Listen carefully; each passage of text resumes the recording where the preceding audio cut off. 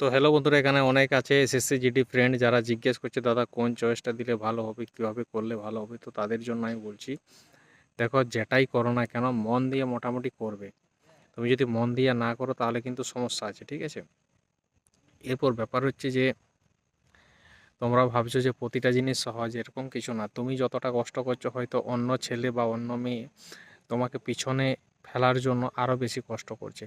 তুমি দেখা গেল প্রতিদিন 5 কিলোমিটার রানিং করছো টাইম ধরে করে, যে 24 মিনিটে। কোনো ছেলে হয়তো প্রতিদিন 6 কিলোমিটার রানিং করছে। সে কেন 6 কিলোমিটার রানিং করছে বলো দেখি? সে এই জন্য 6 কিলোমিটার রানিং করছে যাতে সে ফেল না হয় এবং সবাইকে হারাতে পারে, সেই জন্য, ঠিক আছে। তো এরকমভাবে অনেকে অনেক রকম প্রস্তুতি নিয়ে অনেকে অনেক রকম প্র্যাকটিস করে, তো সেটার জন্যই আমি বলছি। তো এই জন্য ভালো করে যতক্ষণ না তুমি খাটছো, আর নিজের প্রতি একটা ভরসা তখনই আসবে যখন তুমি প্রতিদিন কষ্ট করবে, প্রতিদিন তুমি সময় দিবে।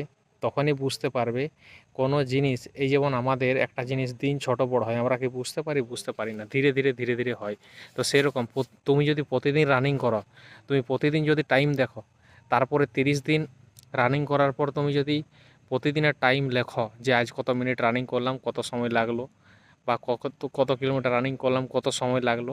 তো এইভাবেই তুমি তখন বুঝতে পারবে যে আমার কোন দিন কম লাগছে, কোন দিন বেশি লাগছে, ঠিক আছে। তো এইভাবেই মানুষ ধীরে ধীরে ধীরে ধীরে যে কোনো জিনিসে সফলই যায়। তো আশা করি কথাটা বুঝতে পেরেছো। চ্যানেলটা সাবস্ক্রাইব করে লাইক কমেন্ট করবে।